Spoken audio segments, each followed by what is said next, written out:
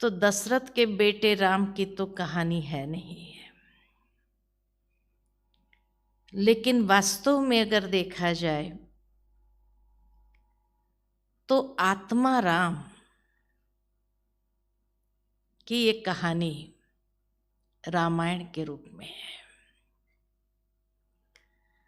राम आयण, आयण माना जर्नी, राम की जर्नी, राम की यात्रा।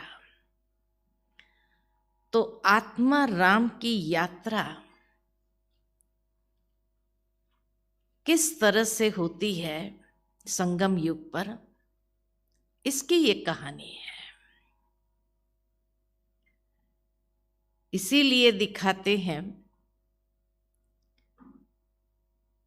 कि दशरथ अर्थात कि 10 इंद्रियों के ऊपर 5 सूक्ष्म इंद्रियां और 5 ज्ञानेंद्रिया, एक कर्मेंद्रिया और ज्ञानेंद्रिया, ये 10 इंद्रियों के ऊपर जब आत्मा का अधिपत्य होता है, राज्य होता है, जिसको बाबा कहे स्वराज्य अधिकारी आत्मा, ये है दशरथ। तो संगम युग पर बाबा जब हम बच्चों को ऐसे 10 रथ बना देते हैं, क्योंकि शरीर तो रथ है और इस शरीर रूपी रथ को संपूर्ण रीति से कंट्रोल करने वाली आत्मा ये दशरथ है। तो उसका राज्य कैसा होता है? अयोध्या, जहां कभी युद्ध हो नहीं सकता है, ऐसा उसका राज्य था। तो सतयुग त्रेता युग में आत्मा दशरथ के रूप में, जिसका राज्य में कभी युद्ध नहीं हुआ, जिसकी 3 रानियां दर्शाई, और ये 3 रानियां है, सबसे पहली कौशल्या। कौशल्या यानी जो सर्व कुशलताओं से संपन्न। तो बाबा भी हम बच्चों को 16 कला संपूर्ण बनाते, अर्थात सर्व कुशलताओं से संपन्न। दूसरी है कैकेयी, अर्थात जो सर्व प्राप्तियों से संपन्न। क्योंकि जब कैकेयी को कहा गया तुम 2 वरदान मांगो, जो चाहिए वो, तो उसने क्या कहा? मुझे कुछ भी नहीं चाहिए, समय आने पर देखेंगे। तो जो सर्व प्राप्तियों से संपन्न थी, वो सर्व कुशलताओं में सर्व प्राप्ति संपन्न आत्मा, और सुमित्रा अर्थात जिसका सर्व के साथ इतना स्नेह प्रेम था, मित्रता का भाव था। तो जो आत्मा स्वराज्य अधिकारी होती है, उसकी ये 3 विशेषताएं जरूर होती है। संगम युग पर बाबा हमें ऐसा बनाते हैं। कहा जाता है कि उनके 4 बच्चे जो हुए यज्ञ से हुए, अर्थात यज्ञ से ही हम सबका भी जन्म होता है, यज्ञ से ही हमारी उत्पत्ति हुई। जब परमात्मा ने आकर के ऐसा ज्ञान यज्ञ रचा, और जहां आत्माओं को इतना स्वराज्य अधिकारी बनाया, तो उसके 4 बच्चे कौन से थे? तो सबसे पहले राम, दूसरा था भरत, तीसरा था लक्ष्मण और चौथा था शत्रुघ्न। कि ये स्वराज्य अधिकारी आत्माएं कैसे बनी? इन 4 आधार के द्वारा। राम अर्थात ज्ञान स्वरूप, ज्ञान मर्यादा पुरुषोत्तम उसको दिखाते हैं। तो ज्ञान के आधार से ऐसा बना, हर बात में वो ज्ञान को अप्लाई करता है, यूज करता है। दूसरा था भरत, यानी समर्पणमयता, योग। योग में हम अपनी बुद्धि को बाबा के सामने समर्पण कर देते हैं। तो जो योगी आत्मा था, समर्पण भाव जिसके अंदर था, इसीलिए वो दिखाते कि दोनों राम की चाकड़ी को सर पर उठा करके समर्पण भाव देखो, मैंपन जरा भी नहीं, जो आज बाबा ने कहा मुरली में। तीसरा था लक्ष्मण, अर्थात त्याग, यानी धारणा स्वरूप। सबसे बड़ा त्याग दिखाया ही गया है, राम से भी ज्यादा लक्ष्मण का और उर्मिला का। भावार्थ ये कि धारणा स्वरूप आत्मा थी। और चौथा शत्रुघ्न, सेवादारी। तो ज्ञान, योग, धारणा और सेवा, ये चारों बातों के आधार से ही स्वराज्य अधिकारी आत्मा बनते हैं। कितना परफेक्ट एक यादगार रामायण के रूप में दिखाया है। कहा जाता है कि ऐसे आत्मा राम की जो जर्नी आरंभ हुई संगम युग पर, लेकिन इतनी आसान नहीं थी, क्योंकि ब्राह्मणों के सामने कई पेपर आते हैं, बहुत सारे पेपर क्रॉस करके ही वो ऐसी दुनिया के अधिकारी बनते हैं।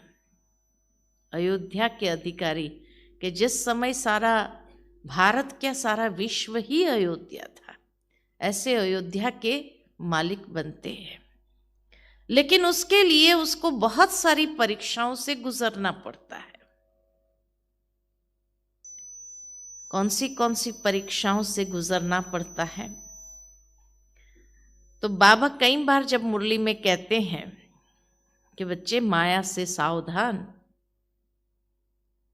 है ना, और कभी कहते हैं रावण बड़ा रुलाने वाला है, उससे अपने आप को बचा कर रखना। तो माया और रावण एक है या अलग है? क्या कहेंगे, एक है या अलग है? हाँ, एक ही है। माया फीमेल दिखाई है और रावण मेल दिखाया है, तो एक कैसे होगा? बाबा कई बार कहते हैं माया मेरी आज्ञाकारी बच्ची है। कोई जैसे ही ज्ञान मार्ग पर चलना आरंभ करता है तो माया को बाबा कहते हैं देखो तो सही, ये वर्षे पाने के योग्य है भी या नहीं, है ना। तो आज्ञाकारी बच्ची बन करके वो परीक्षा लेना चालू करती है। तो पहले रामायण में भी माया ही दिखाई है, रावण की एंट्री बहुत बाद में होती है। तो हमारे जीवन में भी जब हम इस ज्ञान मार्ग के पुरुषार्थ में कदम रखते हैं तो माया परीक्षा लेने तो आएगी। और सबसे पहली परीक्षा कौन सी आती है? तो सबसे पहली परीक्षा माया के रूप में आती है, वो है मंत्रा। मंथरा यानी पर चिंतन पर दर्शन। तो ज्ञान मार्ग में भी हम जैसे ही आरंभ करते हैं, शुरू शुरू में तो बड़ा नशा चढ़ता है, बहुत अच्छी तरह से आगे बढ़ते हैं, लेकिन उसके बाद क्या होता है? पर चिंतन। सबसे पहली माया यही आती है। बड़े उछल रहे होते हैं हम जैसे उमंग उत्साह में, और किसी ने कह दिया, अरे क्यों इतना उछलता है तुम, थोड़ा धीरे चल, पता चलेगा तेरे को सब कुछ। क्या होता है? तो फिर सुनाना शुरू करते हैं। होती अपनी कमजोरी, लेकिन पर चिंतन करते हुए किसी और की कमजोरी को सुनाना शुरू करते हैं, तो धीरे धीरे वो नशा क्या हो जाता है? डाउन होता है कि नहीं होता है? तो ठीक इसी तरह कैकेयी भी बहुत अच्छी तरह से खुश थी, मौज में थी, लेकिन मंथरा जैसे उसके कान भर रही थी। तो सबसे पहली परीक्षा कोई भी पर चिंतन, इसलिए बाबा कई बार मुरली में हम बच्चों को कहते हैं, 3 पर से बचे रहो। पर दर्शन, पर चिंतन और पर मत के प्रभाव से मुक्त होकर रहेंगे तो पर उपकार कर सकेंगे, नहीं तो नहीं होगा। पर उपकार नहीं होगा, क्योंकि उस चक्री के अंदर आ जाते हैं। पर चिंतन पर दर्शन की चक्री में बहुत जल्दी आ जाते हैं, और यही रामायण के अंदर दिखाया कि बहुत जल्दी उसकी चक्री में आ गई वो। आते ही क्या हुआ? खुशी गायब। फिर आता है मन में कि जब शुरू शुरू में हम ज्ञान में आए थे ना, तो बड़ा खुशी में उड़ते थे, पता नहीं वो खुशी कहाँ गायब हो गई। क्यों गायब होती है, कहाँ गायब होती है? उसका पहला कारण माया। ये माया का स्वरूप है, इसलिए उसको फीमेल दिखाया। अच्छा, उसको क्रॉस करने के बाद उसका परिणाम क्या हुआ? तो जंगल में जाना पड़ेगा, पथरीली कांटेली जमीन पर चलना पड़ेगा, माना कई प्रकार के कष्ट जीवन में आने लगेंगे। ब्राह्मण जीवन में भी वो दुख दर्द कष्ट भोगना पड़ता है। पर चिंतन पर दर्शन पर मत के प्रभाव में अगर आए तो, है ना? इसीलिए बाबा हमेशा कहते इससे बच के रहो, ये जर्मुई जर्मुई नहीं करो। ये बाबा क्यों कहता है? उसका पीछे का महत्वपूर्ण कारण यही है। उसके बाद जैसे वो कोप भवन में चली गई, दुख दर्द, और दशरथ से अपने 2 वायदे की मांग किया चाहिए। तभी दुनिया में भी कहा जाता है बिना सोच समझे किसी को भी वचन नहीं दो, है ना? नहीं तो पता नहीं वो क्या मांग बैठे। लेकिन जैसे ही ये वन में गए, कष्ट भोगना आरंभ हुआ, फिर भी दिखाया ये है कि राम की मनोस्थिति पॉजिटिव बहुत रही, कि कितना भी कष्ट आया, लक्ष्मण बार बार उसका मन विचलित होता था, लक्ष्य से भटक जाता था, उसका मन विचलित हो जाता था, वो बार बार गाली भी देता था कैकेयी को। तो राम क्या कहते थे? पॉजिटिव फ्रेम ऑफ माइंड दिखाया कि चाहे कोई चक्री में आ भी जाओ तो भी अपनी सकारात्मक मनस्थिति को नहीं छोड़ना।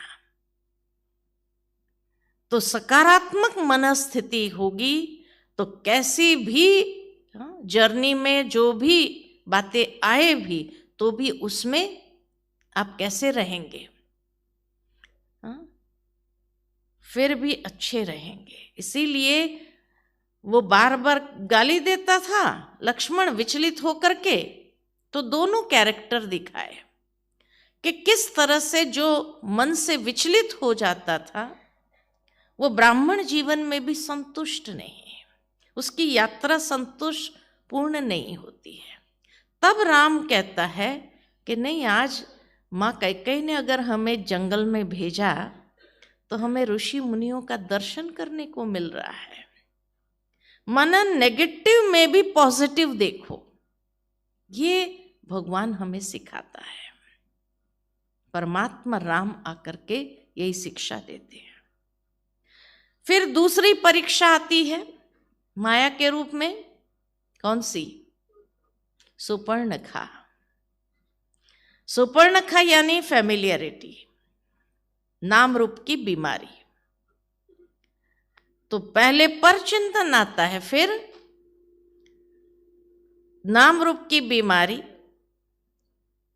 तभी बाबा कहते हैं हर आत्मा को अगर विशेषता मिली है, बाबा से मिली है, तो बाबा से मिली है ये याद रहना चाहिए। ये व्यक्ति बहुत अच्छा है, इसकी ये विशेषता बहुत अच्छी है, यही अच्छा है, धीरे धीरे, है ना। तो दूसरी माया का स्वरूप आता है नाम रूप की बीमारी, सुपर्णखा के रूप में, जिससे भी सावधान रहना जरूरी है। और इसीलिए जब वो राम के पास जाती है, आत्मा राम के पास, तो उसने कहा मेरे पास तो सीता है, तुम लक्ष्मण को ट्राई कर सकते हो, वो फ्री है, अकेला है। यानी गृहस्थियों के पास जाती है तो गृहस्थी तो कहते हैं कि भाई हमारे पास तो है, तुम ये कुमारों के पास जा सकते हो। तो सुपर्णखा कहाँ जाती है फिर? लक्ष्मण का मन विचलित करने के लिए कुमारों के पास जरूर जाती है। और जब ये कुमारों के पास ये माया का स्वरूप जाता है, और अगर उसमें अपनी दृढ़ता में वो रहे, अपनी धारणा में अगर वो पक्के हैं, तो उसका नाक काट देता है, विजयी हो जाता है उसके ऊपर। लेकिन वो विजयी होता जरूर है, लेकिन जैसे कहा गया सुपर्णखा एकदम क्या हुई, एकदम उसका स्वरूप जो है बिगड़ जाने के कारण वो जाती है अपने भाइयों के पास, खर और दूषण। तो खर दूषण यानी क्रोध, खर यानी क्रोध और दूषण माना दुष्प्रवृत्तियां, ये दोनों उसके ऊपर अटैक जरूर करेंगे। इसीलिए बाबा कहते काम जहां आया वहां क्रोध भी धीरे धीरे उसके पीछे आता ही है। और दुष्प्रवृत्ति के रूप में कोई न कोई ऐसी माया की बातें सामने आएगी जिसमें कभी कभी अगर कोई इन्वॉल्व हो जाता है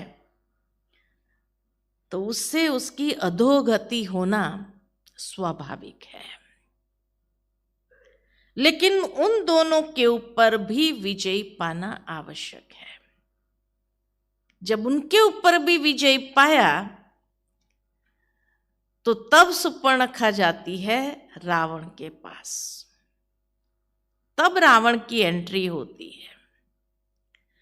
रावण यानी जो देह अभिमान अहंकार का प्रतीक, तो धीरे धीरे वो अहंकार भी अटैक करने का प्रयत्न करता है। देह अभिमान में आने का, लाने का ये माया कार्य करती है। लेकिन वो सीधा अटैक नहीं करता है, देह अभिमान कभी भी सीधा अटैक नहीं करेगा। वो मारीच का सहारा लेता है, धोखे का सहारा लेता है, क्योंकि वो जानता है कि अगर सीधी तरह जाएंगे तो ये हमारे हाथ आने वाले नहीं हैं,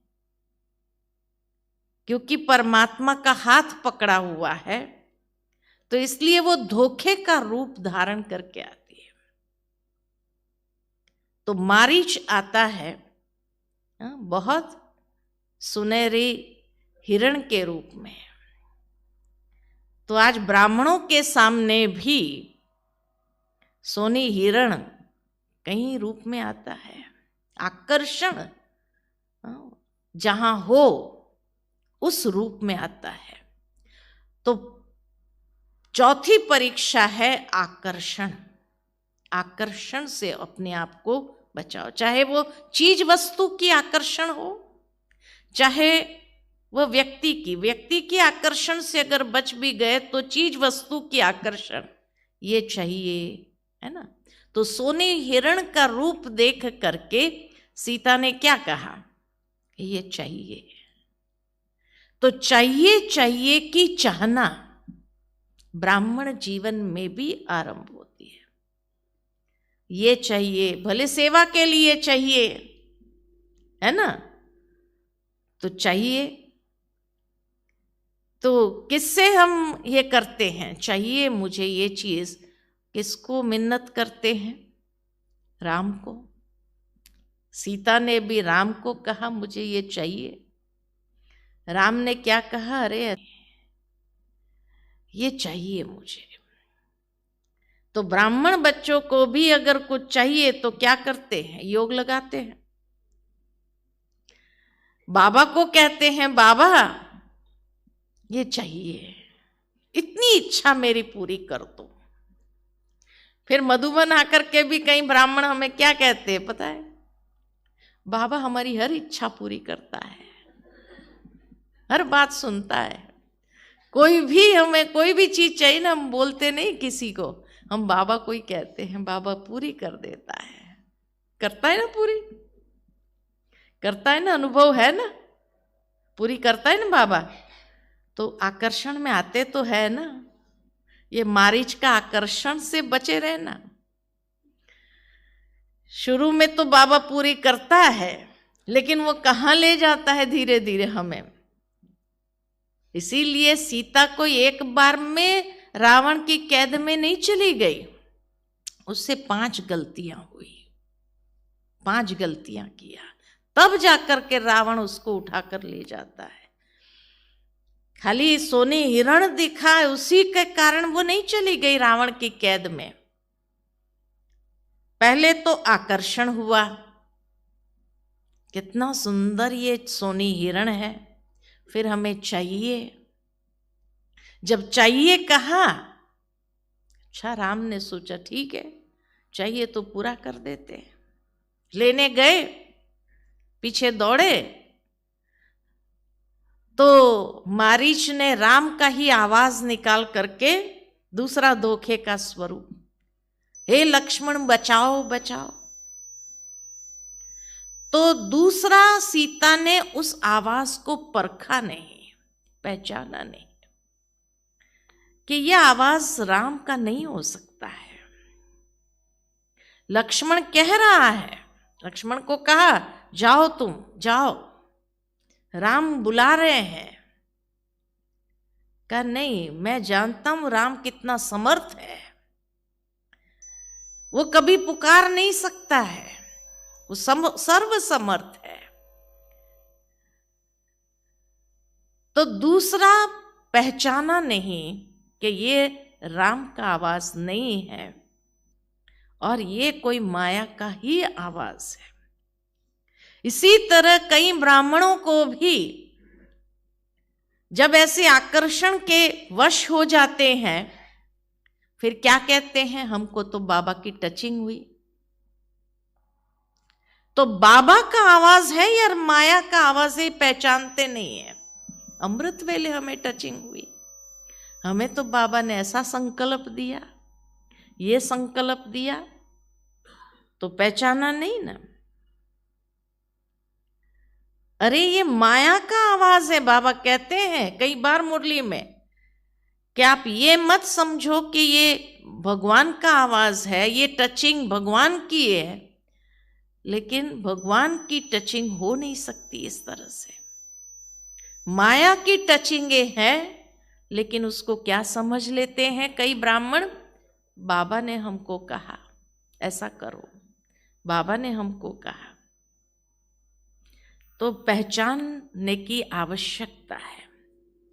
उसके बाद जब लक्ष्मण नहीं गया कि नहीं, मुझे जो आज्ञा मिली है राम की कि भाई मुझे आपकी सुरक्षा देखनी है, इसलिए मैं नहीं जाऊंगा, मैं तो जानता हूं कि श्री राम तो सर्वसमर्थ है, उसको कुछ नहीं हो सकता है।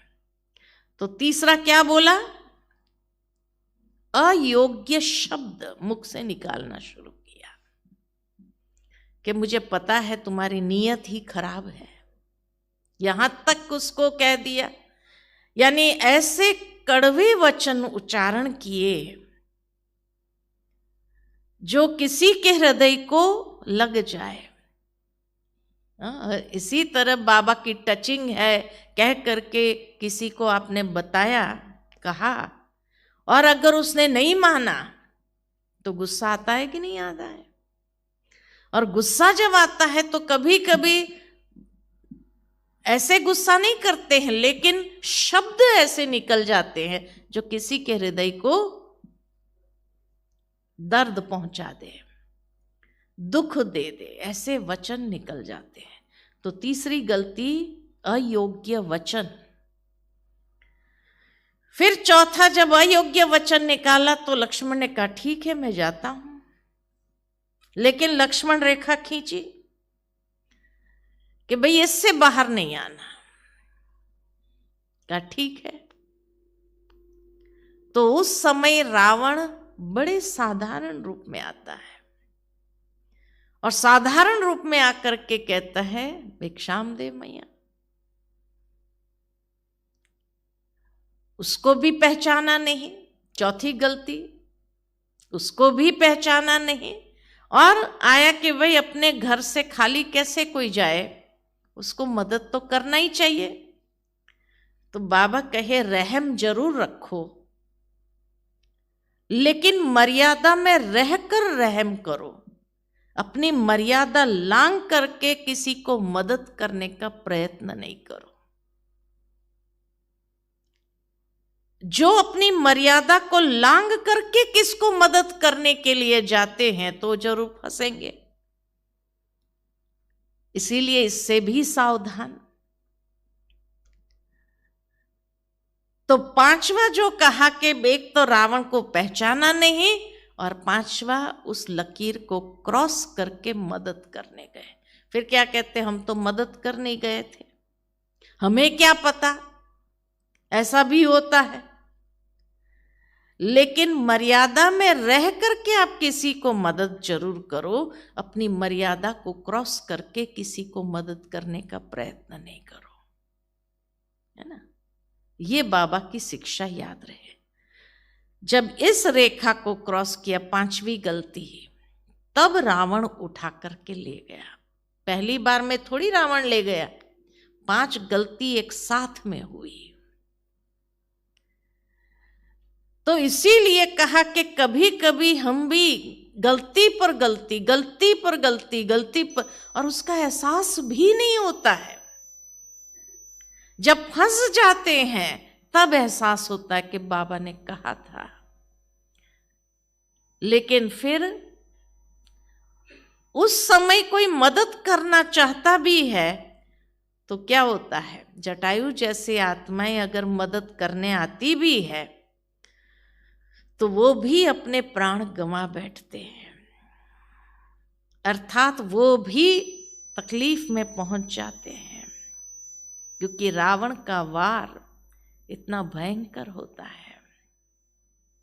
और तब जाकर के शोक वाटिका में दिखाया, अशोक वाटिका यानी फिजिकल कंफर्ट्स प्राप्त होते हैं, सुख सुविधा के साधन मिल जाते हैं, और सुख सुविधा के साधन मिलने के बाद भी खुशी नहीं है, सुकून नहीं है। जैसे हर वक्त अंदर में एक प्रकार की गिल्टी महसूस होती है, कहते पता नहीं उस समय हमारे पास कुछ नहीं था तो खुशी इतनी थी, और आज सब कुछ होने के बाद भी हमें जीवन में खुशी नहीं है। ये है कि शोक वाटिका में आत्मा पहुंच गई, और अनेक रूप से रावण उसको डराने का, धमकाने का अनेक रूप से प्रयत्न करता है, तो बंधन में आ गई ना। क्यों बंधन में आए? क्योंकि एक तो परख शक्ति की कमी थी, दूसरा अयोग्य बोल बोला, तीसरा मर्यादा की रेखा क्रॉस किया, और इसका एहसास नहीं हो पा रहा है। सीता वहां बैठी थी शोक वाटिका में, लेकिन मैंने इतनी गलतियां किया यह एहसास नहीं था उसको, इसलिए इतना समय उसको रहना पड़ा। फिर कहा जाता है कि राम की जर्नी जैसे जैसे आगे बढ़ती है, अच्छा वो ढूंढने निकलता है सीता को, तो सबसे पहले कौन मिलती है? फिर किसका सहारा मिलता है? शबरी का। शबरी का सहारा, यानी है गरीब, है ना, बेर चक चक करके रखा उसने कि राम आएंगे और उसको मैं खिलाऊंगी। सारे बेर इकट्ठे करती गई।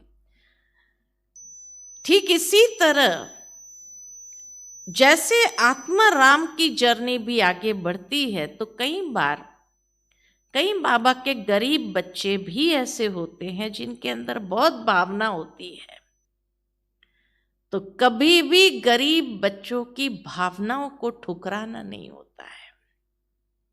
इसीलिए राम ने बैठ करके उस बेर खाए, लेकिन जैसे ही उसने लक्ष्मण को दिया बेर खाने के लिए, तो लक्ष्मण ने क्या किया? ये क्या झूठे बेर खा रहे हैं राम? वो लेता तो था रिगार्ड के कारण, लेता तो था, लेकिन फेंक देता था, फेंक देता था, फेंक देता था।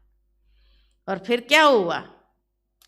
कहा जाता वही जड़ी बूटी के रूप में जब उगे, तो वो मूर्छित जब हो गया तो उसको वही जड़ी बूटी काम आई, है ना। वही झूठे बेर की जड़ी बूटियां उसको लगाई गई, सुंघाई गई, तब जाकर के सुंघाई गई, माना उसको स्वीकार करना ही पड़ा। इसीलिए कभी भी किसी गरीब बाबा के बच्चों का अपमान नहीं करना चाहिए, डिसरिस्पेक्ट नहीं करना चाहिए, डिसरिगार्ड नहीं करना चाहिए। बाबा हमेशा कहते हैं हर आत्मा का रिगार्ड दो। आज भी स्लोगन में क्या कहा? सम्मान दो, सम्मान मिलेगा। तो हर आत्मा की भावना का सम्मान करो, कोई कैसी भी आत्मा है सम्मान करो, क्योंकि कभी कभी हमारे जीवन के लिए मार्ग वही दर्शाते हैं। और इसीलिए जब राम ने पूछा कि भाई आगे का मार्ग क्या है, तो शबरी ने ही कहा ऋषिमुख पर्वत पर जाओ, और वहां आपका एक और भक्त आपका इंतजार कर रहा है। मार्ग दिखाने के लिए निमित्त बनी, गरीब से गरीब माता, है ना। तो इसी तरह बाबा भी हम बच्चों को कहते हैं कि हर आत्मा का रिगार्ड रखो। कभी कभी आपके पुरुषार्थ में वह भी आपके मददगार बन जाते, या उनकी दुआएं ही आपके लिए काम आती है। इसीलिए कभी भी किसी आत्मा को नफरत की दृष्टि से, डिसरिगार्ड की भावना के साथ उसके साथ कोई ऐसा व्यवहार नहीं करो।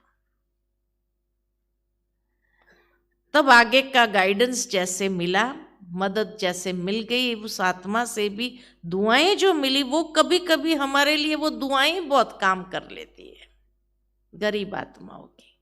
इसलिए हर एक आत्मा का सम्मान जरूर करो। फिर आगे जैसे गए तो हनुमान मिल गया, महावीर। तो इसीलिए बाबा कहे कि हनुमान माना कौन?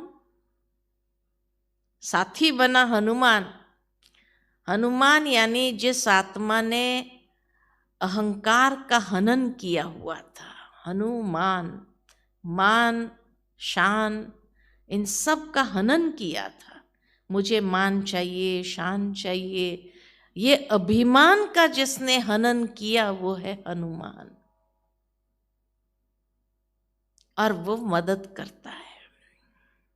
जीवन के अंदर हमें भी हनुमान की तरह बनना है, यानी अभिमान का हनन करना है, तो उड़ेंगे, हल्के होंगे। सूक्ष्म हो जाता था। हनुमान की ये विशेषता थी, विशाल भी होता था तो सूक्ष्म भी होता था।